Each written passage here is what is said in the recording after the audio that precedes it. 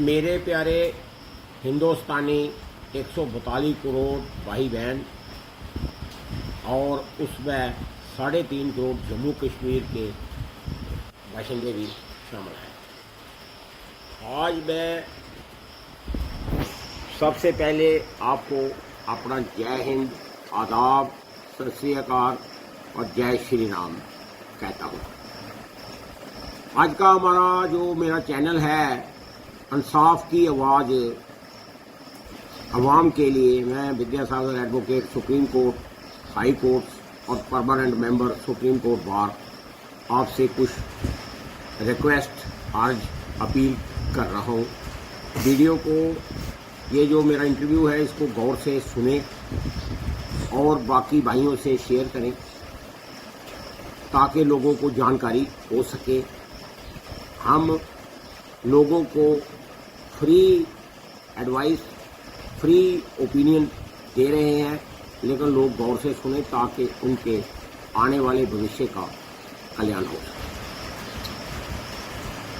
आज का हमारा जो है मौजूद, जो भी हमारा सवाल है आज डिस्कशन का, आर्टिकल 370 स्टेटहुड और डोमिसाइल, जो कि सिर्फ जम्मू कश्मीर के 3.5 करोड़ और 4 लाख के करीब लेह की आबादी को उसका असर है।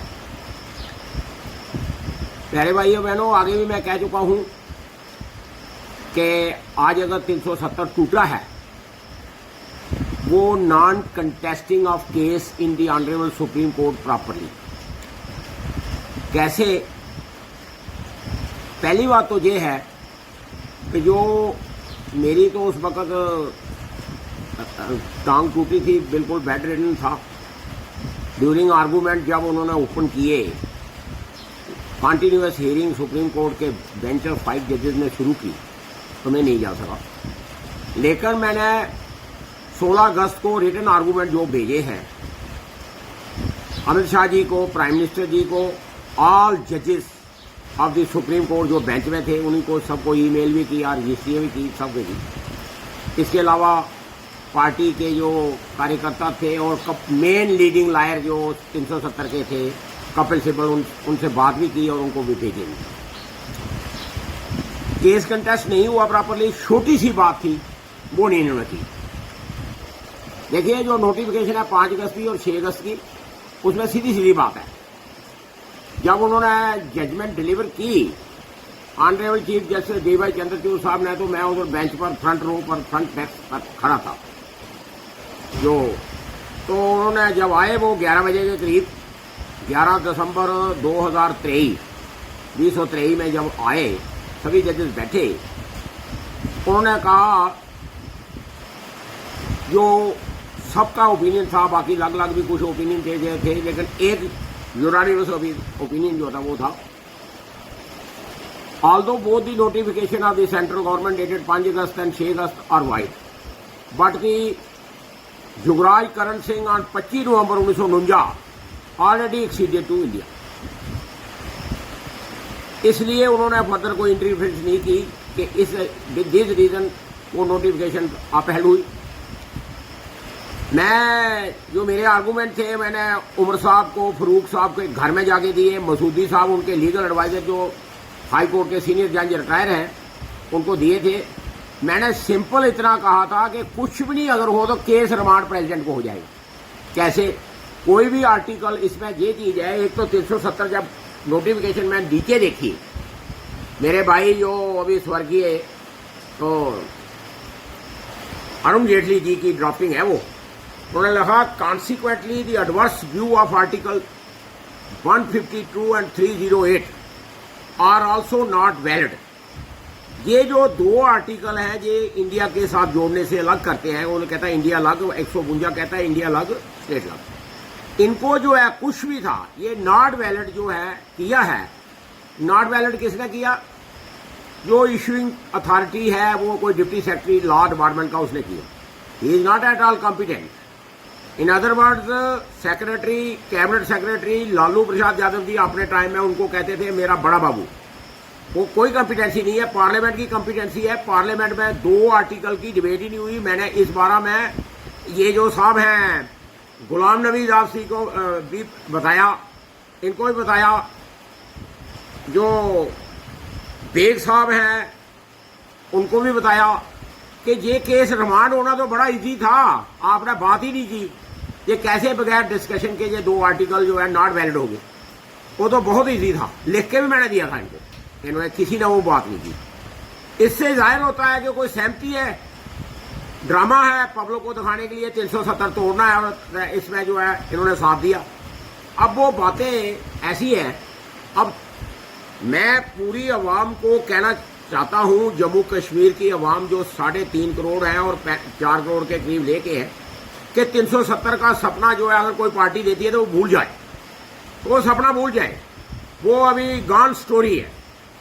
लेकिन मैंने इनको जब से ये गवर्नमेंट आई है, जो पॉपुलर गवर्नमेंट जो यूटी की है, मैंने कम से कम 1.5 घंटा उमर साहब के पास अंदर जाके, बीजेपी वाले भी गए थे उधर मुट्ठे लेके देने के लिए, बाहर खड़े रहे। मैंने उनको फोन किया था उमर साहब को, मैं अंदर जाके बैठा, 1.5 घंटा डिबेट होती रही। ये मुट्ठे लेके बाहर बैठे थे, बीजेपी के एमएलए भी बहुत थे, सुखनंदन जी भी मेरे 1-2 पहचान के भी थे, बाकी भी बहुत थे, उधर लाइन लगी हुई थी, बाहर बैठे थे उनके। मेरी 1.5 घंटा डिस्कशन हुई। डिस्कशन में मैंने जनरल पब्लिक के पॉइंट रखे और मैंने उनको कहा अमित शाह जी से और मोदी साहब से, आप दिल्ली जाएं तो मुझे बुलाने की कोशिश करें। डॉक्टर जितेंद्र जी सिंह जी को मैंने कई बार अपील दी है, बुलाते नहीं है। आम आदमी की बात सुनना चाहते हैं मोदी साहब, लेकिन आम आदमी की बात सुनी किसी ने नहीं, उन तक पहुंचे नहीं देते। सवाल मेरा ये है कि मैं वो पॉइंट दूंगा जो अपोजिशन भी लाइक करेगी और वो लाभ बने, तो लोगों को राहत मिले। वो मैंने कहा, वो कहते हैं ठीक है। मैं क्या, अगर आप उधर ले जाएं तो मेरे लिए इतनी बात करो कि कोई एक बंदा है, एडवोकेट है, वो आपसे मिलना चाहता है, कॉमन बात, कोई किसी की कोई प्रोपोगंडा नहीं, कुछ नहीं, लेकिन वो लाभ बने तो आम बीजेपी वालों के वोटरों को भी फायदा होगा, दूसरों को भी फायदा होगा, बराबर फायदा होगा। ये बात मैंने कही उनमें। मैंने उनको बोला कि आप 370 का सपना तो पूरा होगा नहीं, 2/3 मेजॉरिटी इंडिया में और स्टेट में आएगी नहीं, ये स्पेशल मेजॉरिटी से हो सकता है, ये तो आप भूल जाओगे 370। मगर हमारी क्रस्ट स्टेट है जम्मू कश्मीर, मिलिटेंसी की 15/11/89 से ऑपरेशन रक्षक शुरू है, आज भी चल रहा है। ये जो स्टेट है हमारी, इस स्टेट को अभी जरूरत है कि राहत मिले, for the purpose of employment, for the purpose of land safety. सारा कहने में तो अल्ताफ बुखारी जी कहते हैं, अल्ताफ बुखारी जी के मेरी जो है मोदी साहब ने श्योरिटी दी है कि लैंड भी सेव होगी जम्मू कश्मीर की, कोई किसी बाहर वाले को लेना नहीं देंगे, नौकरी भी नहीं होगी। मैं जनाब अली इसके बारे में आपको कहना चाहता हूं कि जम्मू कश्मीर हाई कोर्ट ने अपॉइंटमेंट के लिए 2019 दिसंबर में नोटिफिकेशन निकाली। नोटिफिकेशन से लॉ के मुताबिक निकाली उन्हें, जो वो लॉ एप्लीकेबल था उसमें तो सभी वर्ग के आउटसाइडर भी सभी आ सकते थे, निकाली। जब ये नोटिफिकेशन लोगों ने देखी तो जम्मू के लोग भी भड़के, उधमपुर के लोग भी भड़के। डॉक्टर जितेंद्र सिंह जी ने सोचा कि ये जो बात है अब खराब होगी, 370 तक गया, लेकिन इन्होंने कहा जी नहीं, हम हिमाचल, इन्होंने स्टेटमेंट दी। हालांकि 5 अगस्त 2019 से लेके 15 मार्च 2020 तक मास स्केल में सेल परचेज हो गई, जो करना चाहते थे कर ली उन्होंने। डॉक्टर जितेंद्र सिंह जी ने बोला कोई भी आधार कार्ड दे के, इनकी जो है अखबार में बयान है, पढ़ लीजिए 3रे पेज पर, कोई भी बार आया, कोई भी इंडियन जो है परचेज कर सकता है। मगर जब वो कंसेप्ट चला, जो एम्प्लॉयमेंट वाला जो सामने आया हाई कोर्ट की नोटिफिकेशन के जरिए, तो लोग समझ गए कि जम्मू कश्मीर का सब कुछ किया। फिर जो कश्मीर के तो थे ही थे, लेकिन जितने भी जम्मू के थे, उधमपुर के थे, पूरे 10 डिस्ट्रिक्ट के बंदे बाहर आने लगे। अब इन्होंने सोचा कि अब काम खराब हो गया। इन्होंने दूसरे दिन जितेंद्र सिंह जी ने बयान दिया। डॉक्टर जितेंद्र सिंह जी मेरे पुराने शुगर के डॉक्टर हैं, वो बम बम बोले ने उनको जहां पहुंचाया, बम बम बोले सबको मारता भी है और पहुंचाता भी है। और डॉक्टर जितेंद्र सिंह जी ने बयान दिया कि हम हिमाचल की तरह डोमिसाइल कर रहे हैं। प्यारे भाइयों बहनों, मैंने उमर साहब को, सारे जो 90 MLA है, इनको दरख्वास्त की थी कि हिमाचल की तरह नहीं हुआ। 15 साल का कंसेप्ट जम्मू कश्मीर में राहत नहीं देता। अलबत्ता अगर आप हिमाचल की तरह करने चाहते हैं तो जम्मू कश्मीर में डोमिसाइल 1 जनवरी 1980 से जो बॉर्न है उनको मिलता था for the purpose of age relaxation in the central government office IAS वगैरह सब जगह मिलता था। वही जो डिस्ट्रिक्ट मजिस्ट्रेट जारी करता वही कट ऑफ डेट डोमिसाइल की रखिए।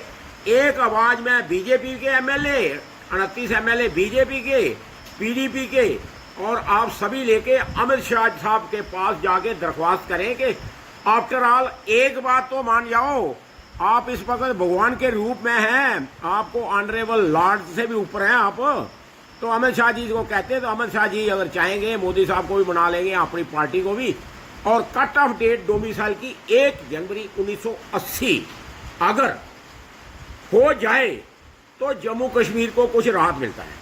नहीं तो प्यारे भाइयों बहनों, आने वाले अभी 5 समझिए कि 2035 के बाद जहां पर 90% आउटसाइडर नौकरियों में आ जाएंगे, क्योंकि जम्मू कश्मीर के लोग इतने कमज़ोर हैं ये उनसे मुकाबला नहीं कर सकते हैं।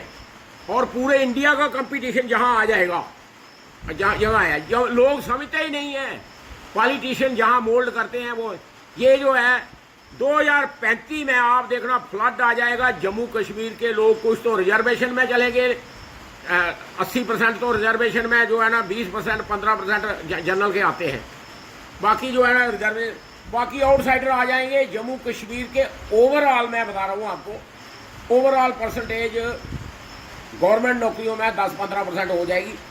लैंड परचेज तो श्रीनगर वालों का था प्रचार, अगर कोई भी कानून बनाए वहां तो उधमपुर से बनहाल से आगे तो कोई लैंड परचेज करता नहीं। लैंड परचेज की है लोगों ने कठुआ में, जम्मू में, सांबा में और कुछ पार्ट उधमपुर का जो इधर है, वहां तो कोई और लैंड परचेज नहीं होगी, ना होगी रजौरी में नहीं होगी, पुंछ में नहीं होगी, यहाँ अखनूर से आगे कोई लैंड परचेज नहीं करता। जहाँ पर जो है आरसपुरा साइड बॉर्डर एरिया वहां कोई परचेज नहीं करता। ये 2 डिस्ट्रिक्ट एरिया में लैंड परचेज होगी। ये बात अल्ताफ बुखारी जी ने जो अश्योरेंस लोगों को दी इलेक्शन लड़ने के लिए कि मेरा मोदी साहब से बात हो गई है कि जम्मू कश्मीर की लैंड और जो एम्प्लॉयमेंट परमानेंटली सेव होगी, वो नहीं होगी सेव। इसलिए मैं जो स्टेटहुड का बात है वो तो बात चली है कि जब से ये हुआ 370 टूटा और honourable bench of the Supreme court ने जब फैसला दिया कि 2 सितंबर 2020 से पहले इलेक्शन की जाए, इतनी सितंबर की कट ऑफ डेट दी उन्होंने, 20 नहीं है 24 दी है उन्होंने, इससे पहले इलेक्शन हो जाए 2 सितंबर से, 24 से पहले इलेक्शन प्रोसेस JNK में कंप्लीट हो। दूसरा वर्ड लिखा था statehood be restore at the earliest. जनाबे अली है स्टेटहुड का जो इशू है रिस्टोर एट दी अर्लीस्ट। पहली बात है कि हमारे जम्मू कश्मीर के लोग बड़े एक सीधे साधे हैं। जो जजमेंट में वर्ड लिखा है रिस्टोर इमीडिएटली, इमीडिएटली नहीं, restore at the earliest. Restore का मतलब क्या होता है? रिस्टोर का मतलब तो यहां जाता है 4 अगस्त 2019 को जो स्टेट थी वो रिस्टोर करनी, मगर आपने यूटी बना दी, कुछ कर दिया। स्टेटहुड जो एट दी अर्लीस्ट रिस्टोर करनी है उस बारे में जो है अभी तक जो है कोई फैसला नहीं है, और वो 3 साल हो जाएंगे 10 दिसंबर, वो एट दी अर्लीस्ट पूरा नहीं हुआ। दूसरी बात यह है कि काम की बात है, होम मिनिस्टर साहब से मैं कहूंगा जो पॉपुलर गवर्नमेंट के टाइम का जो किलिंग का डाटा है वो भी मेजर करिए, और जब से इनकी 2018 से इनके जो है सेंटर का रूल चल रहा है इधर, वो भी मेजर करिए। कंपैरेटिवली पॉपुलर गवर्नमेंट से वो ऑन हायर साइड है, तो सेंटर का कमांड तो रहता ही रहता है उन्हें। अब इस बारे में रिस्टोर डिले करना, किसी जो स्टेटहुड रिस्टोर करना किसी भी कानून के दायरे में नहीं आता है। वो तो जैसे जैसे डिले हो रहा है ऐसे ऐसे लोगों को, मेरी 2 ही बातें, एक स्टोर ऑर्डर स्टे करे, दूसरा डोमिसाइल की कट ऑफ डेट जो है 1 जनवरी 1980 करे।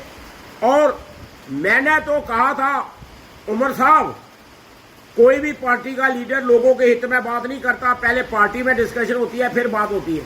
लेकिन मुझे आप हो सके एलजी साहब तक नहीं मिलते, पहले इधर राजीव रंजन भटनागर साहब थे, वो मिलते थे पब्लिक से। एलजी साहब तो कभी मिलते नहीं है, अपने लाइकिंग जो ऊपर से कोई अमित शाह साहब से कोई चिट्ठी लिया है या कोई होगा उसके मिलते होंगे, मुझे पता नहीं, या कोई बीजेपी के आदमी को पब्लिक को मिलने का मैंने कई बार उनको एप्लीकेशन दी, कोई परमिशन नहीं। हम कोई पार्टी के बंदे नहीं है, हम लोगों के हित की बात करते हैं।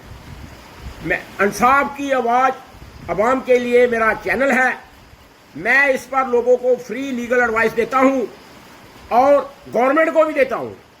इसके साथ साथ उमर अब्दुल्ला साहब के 2 फर्जंद हैं, जो मरूम शेख साहब जो हमारे जम्मू कश्मीर के महान प्राइम मिनिस्टर, एक कंट्री के प्राइम मिनिस्टर भी रहे हैं वो, और बड़े एक वर्ल्ड में प्रोमिनेंट थे। उनके जो हैं जो पोते के लड़के हैं उमर अब्दुल्ला, उनके पोते हैं।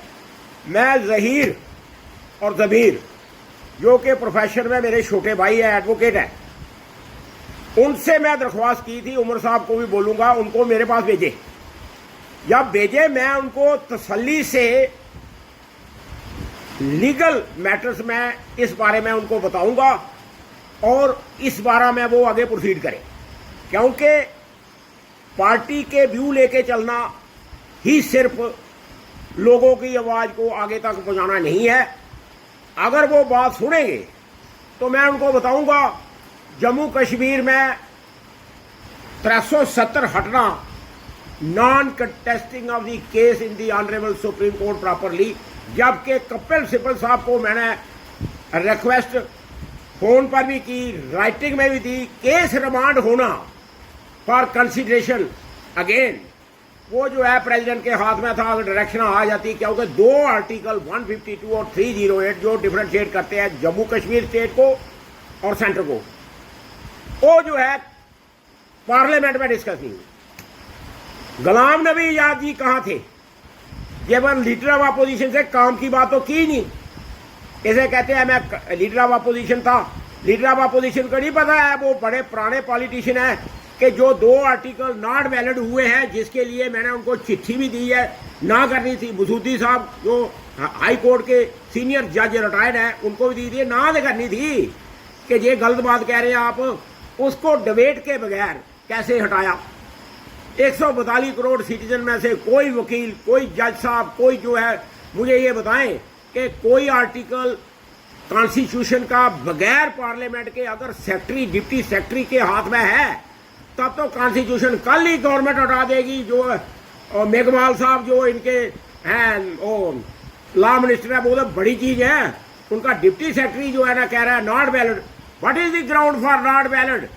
Writing in the notification, foot note behind the notification dated 5th of August and 6th of August, to which the Honorable Supreme Court has particularly categorically held, although both the notification are void, but the Yugraj Karan Singh on 25 November 1949 already acceded to India. In terms of, मेरी suggestion है, मैंने कहा जनाब अगर कोई आपको रास्ता नहीं है और हटाना ही चाहते हैं, in terms of para 8 of the instrument of accession dated 27 October, Maharaja, who was the independent Maharaja of the state, which is commonly known on that date as country, not only state, country. And in 1947, Maharaja conditionally acceded to India. And in para 8 of the instrument of reserve his right to amend, to cancel, add in person or by his successor. So मेरी advice जो थी उन्होंने मानी। 25 नवंबर 1949 की कैसे date डली, ये या तो भगवान जानता है। अगर होती बाई दी महाराजा का रेप जो जुगराज करण सिंह बाज दी सदर रियासत, मैंने फरूक साहब को, मसूदी साहब को, बेग साहब को, उमर साहब को राइटिंग में कन्वर्ट की कि ड्रामा बहुत हो गया, या तो 370 का लोगों को इशारा ना दीजिए, या फिर 370 के रिव्यू पिटीशन के लिए आप वकालतनामा मुझे दीजिए। मैं as a designated bar member of the Supreme Court खुद प्रेजेंट करूंगा और मैं ऑनरेबल लॉर्डशिप से ये बात बताऊंगा कि अगर 25 नवंबर 1949 को अगर ये एक्सीड हुआ था, 26 को कॉन्स्टिट्यूशन बना नवंबर 1949 को, उसमें ये रखे ही क्योंकि, और फिर उसमें जो 152 और 30 आर्टिकल है वो तो इससे पहले है ना 370, वो क्यों नहीं अमेंड हुए? मेरे भाई, बड़े भाई मेरे अरुण जेटली जी ने टेक्निकली उसमें नोट इंसर्ट किया इंस्टेड ऑफ डिबेट, और वो स्वर्गीय मेरे भाई है अरुण जेटली जी, उन्होंने नोट लिखा पीछे, consequently the adverse view of article 152 and 308 also not valid. क्या रीजन है नॉट वैलिड लिखने का? पहले डिबेट तो करो, parliament has absolute power to amend any article, लेकिन अमेंड करने के लिए डिबेट के लिए तो पार्लियामेंट में रखना है। ये हमारे लीगल फ्रेटर्निटी के जो एडवोकेट्स हैं, कपिल सिब्बल साहब जी जो कंटेस्टिंग लायर थे, बाकियों को, उनके शाह साहब का बेटा वो जो है शाह जो है वो सब जज भी रहा उधर, उनको भी मैंने बताया भाई आप लीगल टर्म्स पर आओ ना। अब मैं जमीर अब्दुल्ला जो कि आने वाले भविष्य के लायर भी हैं, हो सकता है वो पॉलिटिशियन को छोड़ के कोई लीगल इंस्टीट्यूशन में भी आ सकते हैं, या अगर चाहें तो बड़े आराम से आ सकते हैं। वो जज बनने में तो कोई बड़ी बात नहीं है, हाई कोर्ट जज बनने में अगर थोड़ी प्रैक्टिस रखेंगे तो वो बन जाएंगे 8-10 साल में। तो इसलिए ये मेरी जो बात है उन तक पहुंचे।